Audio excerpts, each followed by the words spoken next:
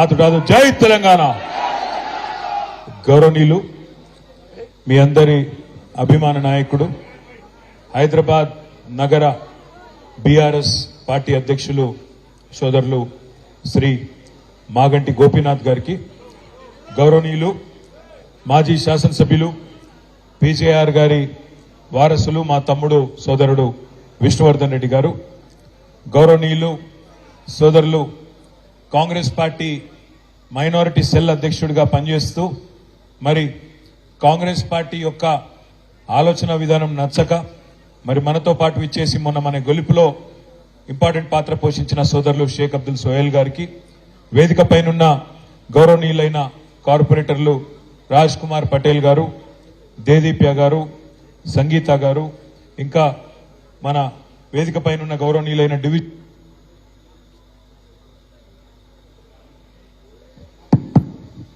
గౌరవనీయులైన బాలప్రతాప్ గారు, డివిజన్ అధ్యక్షులందరికీ పేరు పేరున, వేదిక పైనున్న ముఖ్య నాయకులందరికీ, వేదిక ముందున్న మా ఆడబిడ్డలకు, అన్నాదమ్ములకు, ముఖ్యంగా మీడియా మిత్రులకు పేరు పేరున అందరికీ హృదయపూర్వకంగా నమస్కారం, హృదయపూర్వకంగా ధన్యవాదాలు. ఇప్పుడే సోదరులు గోపీనాథ్ గారు చెప్తున్నారు, మా ఆడబిడ్డలైతే పొద్దున 9:30, 10ంటికే వచ్చినారన్న, పార్టీ మీద ప్రేమతో అంత ఉదయమే వచ్చినారన్నారు. మీకు ప్రత్యేకంగా నా హృదయపూర్వకమైన నమస్కారాలు కూడా మా ఆడబిడ్డలందరికీ తెలియజేస్తా ఉన్నాను. మిత్రులారా, మీ అందరికి తెలుసు, మరి మొన్న జరిగిన శాసనసభ ఎన్నికల్లో డిసెంబర్ 3 నాడు మనం అనుకున్న విధంగా మనం గవర్నమెంట్లోకి తిరిగి రావాలి, మనం తప్పకుండా మళ్ళీ కేసీఆర్ గారిని తిరిగి ముఖ్యమంత్రిగా చూడాలి అని గట్టిగా పట్టుబట్టి పనిచేసినాం. అందులో మీరు జూబ్లీ హిల్స్ లో బ్రహ్మాండంగా మీ ఎమ్మెల్యే గారిని అద్భుతమైన మెజారిటీతో గెలిపించుకున్నారు. మీ అందరికీ హృదయపూర్వకంగా, ఇక్కడ కష్టపడి పనిచేసిన ప్రతి ఆడబిడ్డకు, ప్రతి అన్నదమ్ముడికి జూబ్లీ హిల్స్ లో మీ అందరికీ నా హృదయపూర్వకమైన ధన్యవాదాలు. సరే, మీరు జూబ్లీ హిల్స్ లో గెలిపించినారు, మొత్తం గ్రేటర్ హైదరాబాద్ పరిధిలో ప్రతి ఒక్క సోదరుడు సోదరి కూడా కేసీఆర్ గారి నాయకత్వం అయితేనే ఈ రాష్ట్రం బాగుంటది అని చెప్పి జీహెచ్ఎంసీలో క్లీన్ స్వీప్, మొత్తం ఒక్క సీటు కూడా వేరే వాళ్ళకి పోకుండా క్లీన్ స్వీప్ చేసి కాంగ్రెస్ ను, బీజేపీని అడ్రస్ లేకుండా గ్రేటర్ హైదరాబాద్ కాడికి చేయగలిగినాం. కానీ దురదృష్టం, బయట గ్రేటర్ హైదరాబాద్ బయట కొన్ని జిల్లాలలో మనం అనుకున్న ఫలితాలు రాలేదు.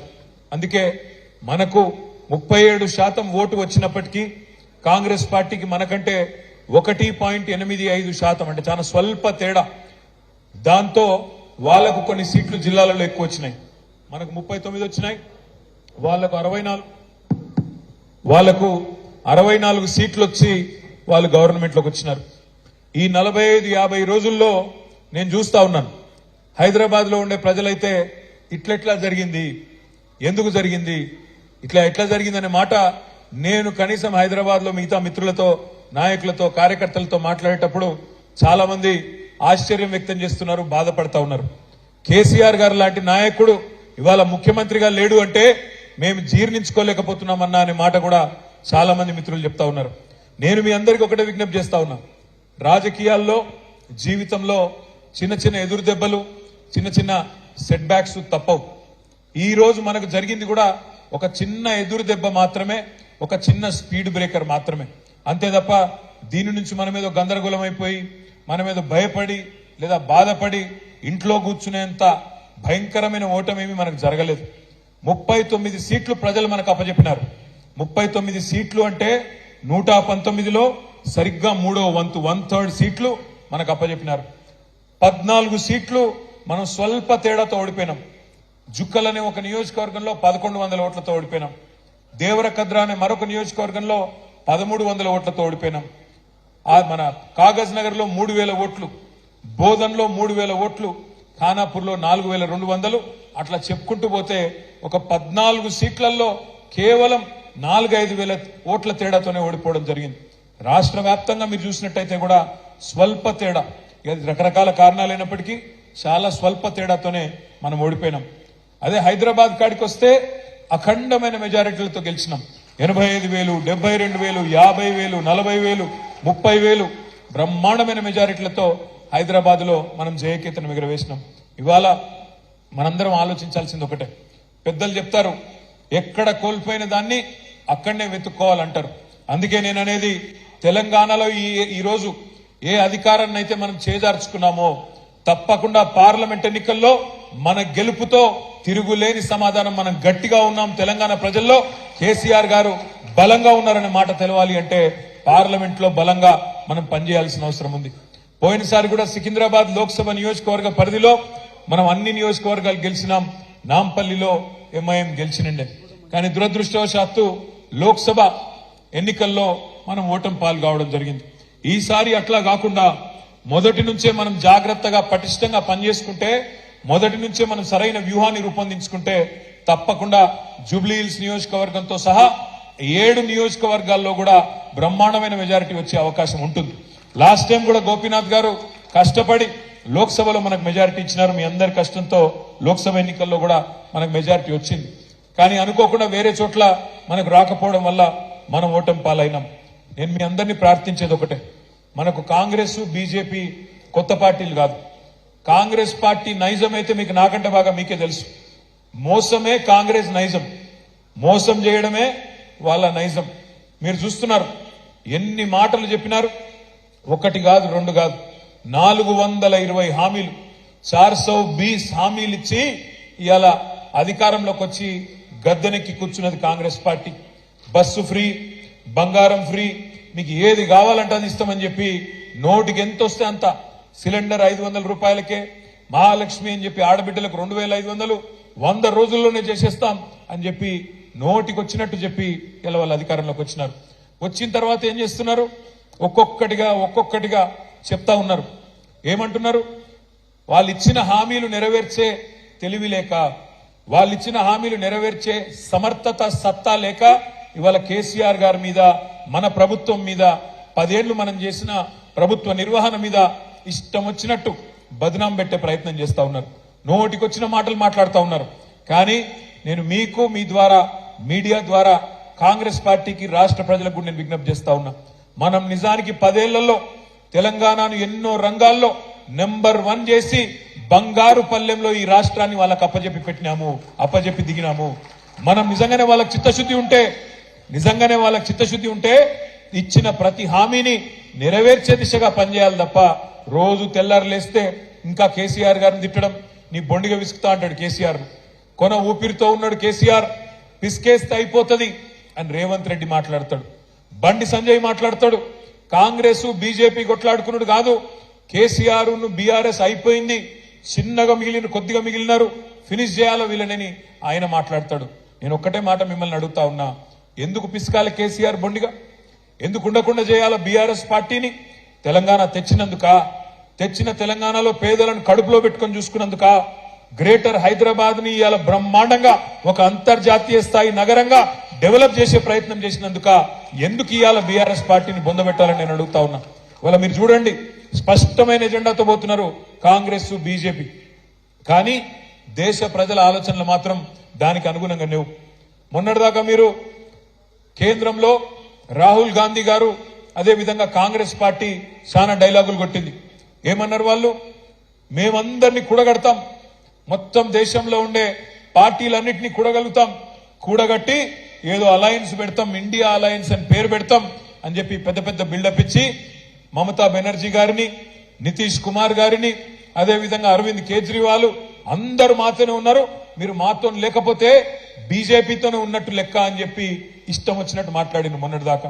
మరి అలా ఏం జరుగుతున్నది అంటే, రాహుల్ గాంధీ గారు భారత్ జోడో యాత్ర అని బయలుదేరిన అక్కడ మణిపూర్ లో. ఆయననేమో భారత్ జోడో అంటున్నారు, ఆయన పార్ట్నర్స్ అందరూ రాహుల్ కు చోడో అని చెప్పి వెళ్ళిపోయి వాళ్ళందరూ ఎవరి దుకాణం వాళ్ళు పెట్టుకుంటా ఉన్నారు. ఎందుకంటే వాళ్ళకి అర్థమైపోయింది, కాంగ్రెస్ పార్టీతోని కాదు, బీజేపీని ఓడగొట్టాలి అంటే కాంగ్రెస్ కు ఆ సత్తా లేదు, కాంగ్రెస్ వల్ల కాదు. అందుకే ఇవాళ ఒక్కొక్కరుగా వెస్ట్ బెంగాల్లో మమతా బెనర్జీ గారు వెళ్ళిపోయినారు. నేను రాహుల్ గాంధీతోని, కాంగ్రెస్ పార్టీతోని పని చేయలేను, నా పోటీ నేనే చేసుకుంటా అని మమతా బెనర్జీ గారు వెళ్ళిపోయినారు. అరవింద్ కేజ్రీవాల్ గారు ఢిల్లీలో, పంజాబ్ లో మా వల్ల కాదు ఈ కాంగ్రెస్ పార్టీ యొక్క అహంకారాన్ని భరించడం, మేము కూడా వెళ్ళిపోతున్నామని చెప్పి వాళ్ళు కూడా వెళ్ళిపోయినారు.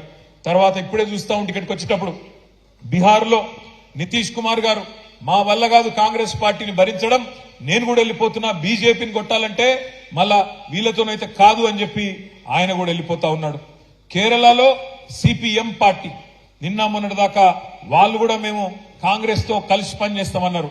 వాళ్ళు కూడా ఏమంటున్నారు, ఇప్పుడు రాహుల్ గాంధీతోని కాంగ్రెస్ పార్టీతోని కలిసి పని చేయలేము అని చెప్పి వాళ్ళు కూడా వెళ్ళిపోతా ఉన్నారు. అందుకే ఇవాళ మనం ఈ దేశంలో ఈ రాష్ట్రంలో ఉండే ప్రజలందరికీ మనం చెప్పాల్సింది ఒకటే, బీజేపీని ఆపాలంటే, మోడీని ఎదుర్కోవాలంటే కాంగ్రెస్ పార్టీతోని రాహుల్ గాంధీతోని కాదు. ఎవరి వల్ల అవుతుంది అంటే ప్రాంతీయంగా బలమైన నాయకులుగా ఉన్న ఒక కేసీఆర్ వల్ల, ఒక మమతా బెనర్జీ వల్ల, ఒక అరవింద్ కేజ్రీవాల్ వల్ల, ఒక పినరాయి విజయన్ లాంటి నాయకుడు ఎవరి రాష్ట్రాల్లో వాళ్ళు అక్కడ గెలుచుకోగలిగితే అట్లయితేనే బీజేపీ నిలువరించగలుగుతాం తప్ప, లేకపోతే మాత్రం కాంగ్రెస్ పార్టీని నమ్ముకొని ఇవాళ ఈ దేశంలో రాజకీయం చేయాలని ఎవరన్నా అనుకుంటే కుక్కతోక పట్టుకొని గోదావరి ఇదినట్టే అనే మాట కూడా ఈ సందర్భంగా నేను మీకు విజ్ఞప్తి చేస్తా ఉన్నా. ఎందుకంటే మోసం కాంగ్రెస్ నైజం, మోసం చేయడమే వాళ్ళకి తెలుసు. మా తమ్ముడు విష్ణువర్ధన్ రెడ్డి ఆయన కుటుంబం మొత్తం జీవితాంతం పనిచేసింది కాంగ్రెస్ పార్టీలో, మీ అందరికీ తెలుసు. కానీ ఆ తమ్ముడు గొంతు కూడా కోసి ఇవాళ ఆయనను కూడా అవమానించి ఇవాళ మనం ఇబ్బందులు పెట్టిన వైనాన్ని కూడా మనం చూస్తా ఉన్నాం. ఈ మాట ఎందుకంటా ఉన్నా అంటే ఒక్క నాయకులను మాత్రమే కాదు, ప్రజలను కూడా మోసం చేయడమే వాళ్ళకి తెలిసింది. ఇవాళ మీరు గమనిస్తా ఉండండి, 100 రోజుల్లో పూర్తి చేస్తామన్నారు. 100 రోజుల్లో 6 గ్యారంటీలను సంతకాలు పెట్టి మరి గ్యారంటీ కార్డులు ఇంటింటికి ఇచ్చినారు. ఇక్కడ మా ఆడబిడ్డలు చాలా మంది ఉన్నారు కాబట్టి నేను మిమ్మల్ని అడుగుతా ఉన్నా, మహాలక్ష్మి అన్నారు, నెలకు 2500 ఇస్తాం, 500 రూపాయలకే సిలిండర్ ఇస్తాం, ఫ్రీ బస్సు అన్నారు. ఈ ఫ్రీ బస్సు అని పెట్టినరు, ఆ బస్సులలో ఎట్లా కొట్లాడుకుంటున్నారో మా ఆడబిడ్డలు నాకంటే బాగా మీరే చూస్తా ఉన్నారు. జుట్లు పట్టుకొని కొట్లాడుకుంటున్నారు, యుద్ధాలు చేస్తున్నారు. అందులోకెళ్ళి ఆ బస్సు ఎక్కనికే, బస్సు లోపలికి ఎక్కనికే ఆ బస్సు డ్రైవర్ సీట్లకి వెళ్ళిపోతున్నారు, కిటికీలకి వెళ్ళిపోతున్నారు. ఒకలతో ఒకరు ఇవాళ చెప్పులు తీసుకొని కొట్టుకునే పరిస్థితి, జుట్లు పట్టుకుని కొట్టుకునే పరిస్థితి. ఇవాళ దిక్కుమాలిన ఫ్రీ బస్సు అని పెట్టి దానివల్ల తీసుకొచ్చినారు. ఫ్రీ బస్సు మంచిదే, నేను కాదంటలేను, కానీ బస్సుల సంఖ్య పెంచండి, పెంచి అందరికి సీట్లు వచ్చేటట్టు చేయండి. ఇటు మగవాళ్ళేమో పాపం మేము పైసలు పెట్టుకుంటున్నాం టికెట్లు, మాకు సీట్లు లేవని మగవాళ్ళు బాధపడుతున్నారు. ఆడబిడ్డలేమో బస్సులు తక్కువైనాయి, మాకేం మా పరిస్థితి ఏంది, మేము కొట్టుకునే పరిస్థితి వచ్చిందని ఆడబిడ్డలు బాధపడుతున్నారు. ఆటో డ్రైవర్లేమో మా పొట్ట మీద కొట్టింది ప్రభుత్వం అని చెప్పి 6.5 లక్షల మంది ఆటో డ్రైవర్లు వాళ్ళు బాధపడతా ఉన్నారు. నేను ఎందుకంటున్నా ఇదంతా అంటే, ఒక పథకం పెడితే ఆలోచించి ముందు వెనుక చూసుకొని సరిగ్గా ఉందా లేదా వ్యవస్థ చూసుకొని సక్రమంగా పెట్టాలి తప్ప ఏదో చేసినామంటే చేసినామనే దానికి ఆగమాగం పెట్టినామంటే పెట్టినాం వెంటనే బిల్డప్ కోసం పెడితే దానివల్ల వచ్చే దుష్పరిణామాలు ఇట్లా ఉంటాయి. అందుకే నేను మిమ్మల్ని అనేది, ఏదో ఫ్రీ బస్ అని ఒకటి పెట్టినారు, కానీ ఇవాళ మీరు ఆలోచించండి, ఈ రాష్ట్రంలో ఓటర్లు తీసుకుంటే 18 ఏళ్లు పైబడ్డ ఓటర్లు తీసుకుంటే 3,18,00,000 మంది ఓటర్లు ఉన్నారు. అందులో సగం మంది మహిళలు, 51% పైగా మహిళలు ఉన్నారు. అంటే 1,57,00,000 మంది మహిళలు ఉన్నారు. మరి 1,57,00,000 మంది మహిళా సోదరిమణులు 18 ఏళ్లు పైబడ్డ వాళ్ళు ఎవరైతున్నారో వాళ్ళందరికీ మహాలక్ష్మి ఇస్తానని చెప్పినారు. మీకు పార్లమెంట్ ఎన్నికల లోపలనే మార్చి 17 లోపలనే ఇస్తాము, 100 రోజుల్లోనే ఇస్తామని చెప్పినారు. మరి 100 రోజుల్లో మహాలక్ష్మి పథకం ప్రారంభిస్తారా లేదా మీరే ఒక్కసారి ఆలోచించాలని చెప్పి నేను కోరుతా ఉన్నా. మోసం కాంగ్రెస్ నైజం, ఎట్టి పరిస్థితుల్లో ఇయ్యరు. ఇస్తే కూడా ఏం చేస్తారు, 1,57,00,000 మందికి ఇస్తారా, ఇయ్యకుండా తప్పించుకునే ప్రయత్నం చేస్తారు. ఏదో ఒక షరతు పెట్టి ఇంటికొకటని తెల్ల కార్డని. మీరు ఒక మాట ఆలోచన చేయండి, కేసీఆర్ గారు ఉన్నప్పుడు ఇదే హైదరాబాద్ మహానగరంలో మనం కూడా ఇంటింటికి పోయి సమగ్ర కుటుంబ సర్వే చేసినాం. ఏం చేసినాం అన్నాడు, మీరు ఇళ్లలోనే ఉండండి, మీ ఇంటికే అధికారులు వస్తారు, వచ్చి అన్ని వివరాలు రాసుకొని పోతారు అని చెప్పి ఇళ్లలోనే ఉండండి, దయచేసి ఇంట్లోంచి బయటికి కదలకండి అని చెప్పి మీరు ఇంట్లో మంచిగా కడుపులో చల్లగదలకుండా ఉంటే ఇంటికి అధికారులను పంపించి అన్ని వివరాలు రాసుకున్నాం. అదే కాంగ్రెస్ ప్రభుత్వం ఏం చేసింది, లైన్లు కట్టండి, దరఖాస్తులు పెట్టండి అని చెప్పి లైన్లు కట్టిస్తే ఆ లైన్లలో చాంతాడంత లైన్లలో కింద పడ్డ వాళ్ళు, మూర్ఛపోయిన వాళ్ళు, గంటలు నిలబడి అలసిపోయిన వాళ్ళు. అది వాళ్లకు మనకు అది తేడా. వాళ్ళేమో ప్రజలను లైన్లో నిలబెట్టి గందరగోళం చేస్తే ఇస్తాము అని చెప్పి ఊరించి ఆఖరికి 6 నెలల పాటు ఊరించి పార్లమెంట్ ఎన్నికల గండాన్ని ఎట్లా దాటాలన్న ఆలోచన వాళ్ళు చేస్తే మనం మాత్రం 10 ఏళ్లు చిత్తశుద్ధితో తప్పకుండా పేదవాళ్ళను కాపాడుకోవాలనే కార్యక్రమం మనం చేసినాం. మహాలక్ష్మి గాని లేదా గృహజ్యోతి అన్నారు, నెలకు 200 యూనిట్లు ఫ్రీ అన్నారు. ఏమన్నారు రేవంత్ రెడ్డి గారు ఎలక్షన్ కి ముందు? మీరు వచ్చే నెల బిల్లు కట్టకండి, వచ్చే నెల బిల్లు కట్టొద్దు, డిసెంబర్ నెల బిల్లు కట్టొద్దు, సోనియమ్మ కడుతుంది అక్క అని చెప్పిండు. కట్టిందా సోనియమ్మ ఈ నెల బిల్లు? వచ్చే నెల కడుతుందా సోనియమ్మ? ఇంకొక ఆయన మంత్రి ఉన్నాడు వెంకటరెడ్డి గారు, ఆయన అన్నాడు మిమ్మల్ని ఎవరైనా వచ్చి అధికారి బిల్లు అడిగితే వెంకటరెడ్డి చెప్పిండని చెప్పండి, బిల్లు కట్టకండి పంపించేయండి అన్నాడు. మరి నిలబెట్టుకున్నారా మాట? నాకు తెలుసు ఇంకో 50 రోజులు టైం ఉంది, నాకు కూడా తెలుసు. కానీ నేను యాద్ చేస్తున్నా, వాళ్ళని ఏం అంటలేను, తిడతలేను. మోసం చేయడం అనేది కాంగ్రెస్ నైజం అని చెప్పడానికే మీకు మాట చెప్తా ఉన్నా. ఇవాళ పెద్దలు ఒక సామెత చెప్తారు తెలుగులో, ఓడ మీద ఉన్నప్పుడేమో ఓడమల్లన్న, ఒడ్డుకెక్కిన తర్వాత బోడమల్లన్న. ఇది కాంగ్రెస్ పార్టీ ఒక అలవాటు. ఓడ మీద ఉన్నంతసేపు మల్లన్న ఓడమల్లన్న అని మాట్లాడతారు, ఒడ్డుకెక్కిన తర్వాత గట్టుకెక్కిన తర్వాత వాడు బోడమల్లన్న అని తిడతారు. అది కాంగ్రెస్ పార్టీ నైజం. అందుకే నేను మిమ్మల్ని కోరేది, ఈ 100 రోజుల గ్యారంటీలు, వాళ్ళు ఇచ్చిన 420 హామీలు అమలు కావాలి అంటే కాంగ్రెస్ పార్టీకి మనం పార్లమెంట్ ఎన్నికల్లో తప్పకుండా షాక్ ఇవ్వాల్సిన అవసరం ఉన్నది. సికింద్రాబాద్ పార్లమెంటును తప్పకుండా బీఆర్ఎస్ కి ఇచ్చినట్టయితేనే భయంలో పడతారు. ఓహో, ఇంకా కూడా ప్రజలు మా మీద కోపంగా ఉన్నారు హైదరాబాద్ లో, వీళ్ళు గనక రేపు అమలు చేయకపోతే మళ్ళీ ఒక్క సీటు కూడా రాదు, ఇక్కడ మొత్తానికి పుట్టగతులు లేకుండా పోతాయనే భయం కాంగ్రెస్ పార్టీకి వస్తుంది. ఇక బీజేపీ విషయానికి వస్తే మీకు తెలుసు, 5 ఏళ్ల కిందట కిషన్ రెడ్డి గారు ఆనాడు అంబర్పేటలో ఓడిపోతే పాపం సానుభూతి, ఓడిపోయింది కదా అనే సానుభూతితోని ఆయన కొన్ని ఓట్లు వేసింది. ఎమ్మెల్యేగా ఓడిపోయింది కదా, మీకు తెలుసు మన దేశం కొద్దిగా సెంటిమెంట్ దేశం. ఒక సర్పంచ్ ఎలక్షన్ లో ఓడిపోతే ఆయనకి ఎంపీటీసీ ఎలక్షన్ లో నిలబడితే అయ్యో పాపం మన ఓడిపోయింది కదా అంటారు. అట్లనే అంబర్పేటలో ఓడిపోతే పార్లమెంట్ కు నిలబడితే ఓట్లు వేసినారు, గెలిపించినారు.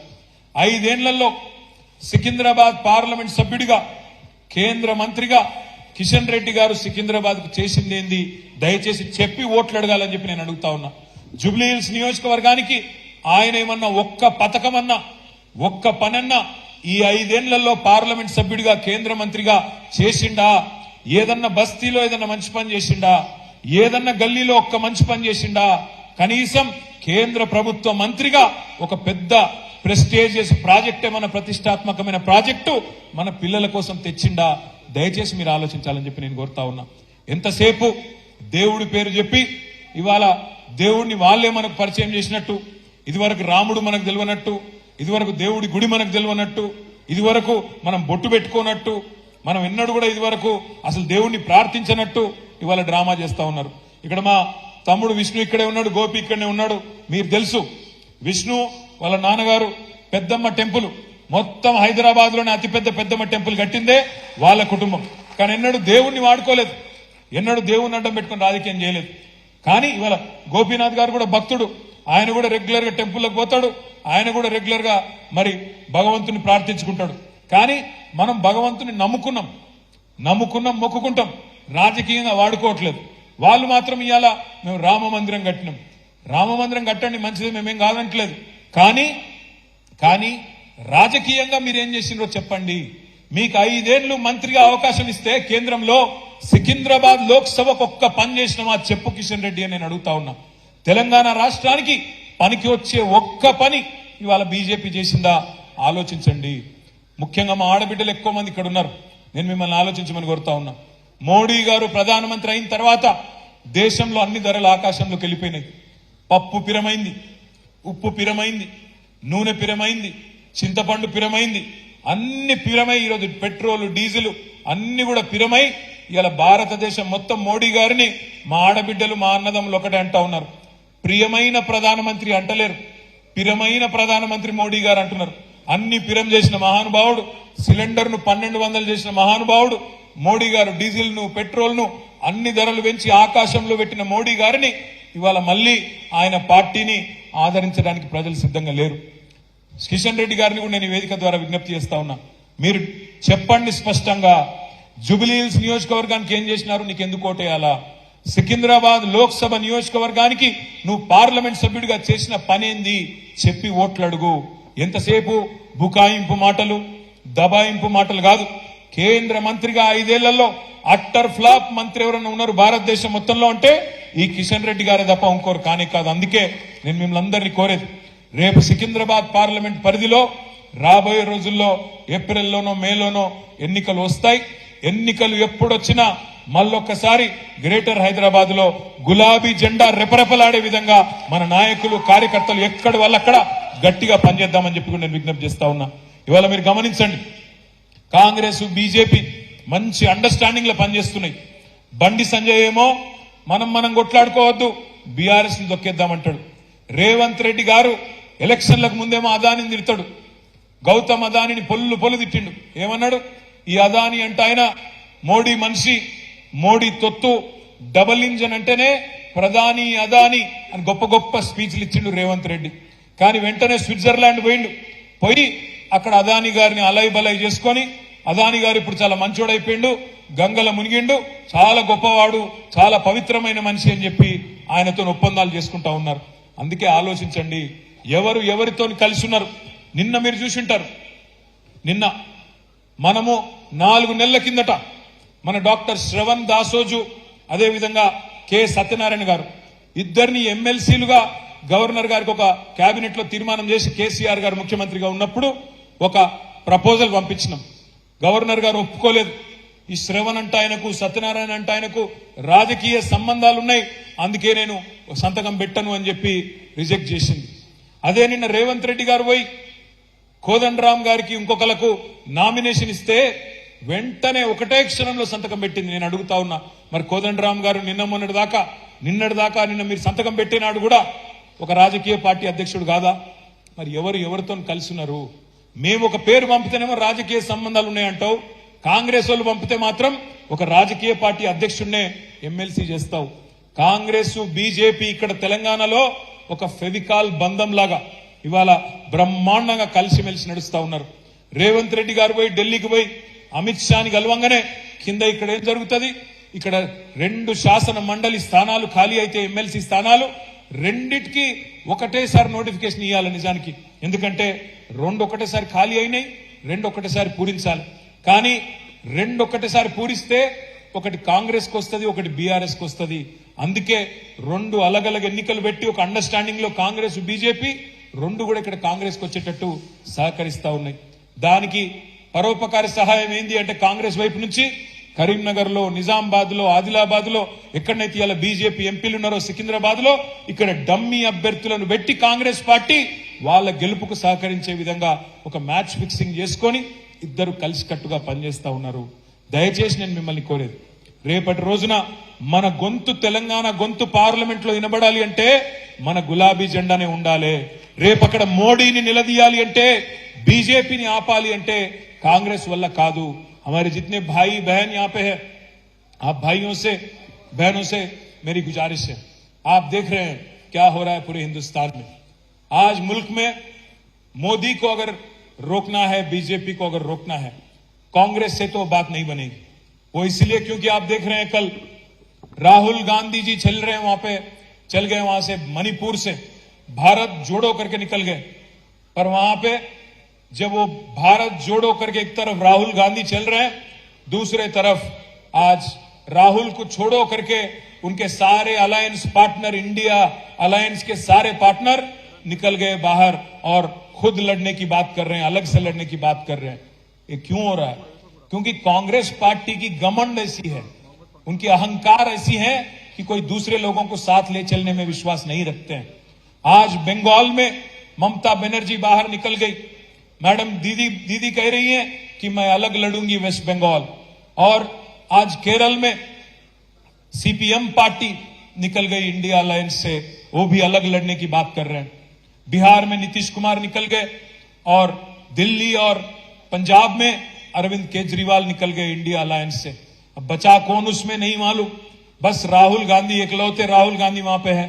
इसलिए मैं भाइयों से बहनों से कहता हूं, अगर बीजेपी को रोकना है, बीजेपी को हराना है, तो आज आप ताकत हमारी मजबूत करिए, केसीआर साहब के हाथ मजबूत करिए. बीआरएस पार्टी को वोट देके कल सिकंदराबाद में भी अगर बीजेपी के किशन रेड्डी को हराना है तो सिर्फ और सिर्फ एक गुलाबी झंडा से हो सकता है.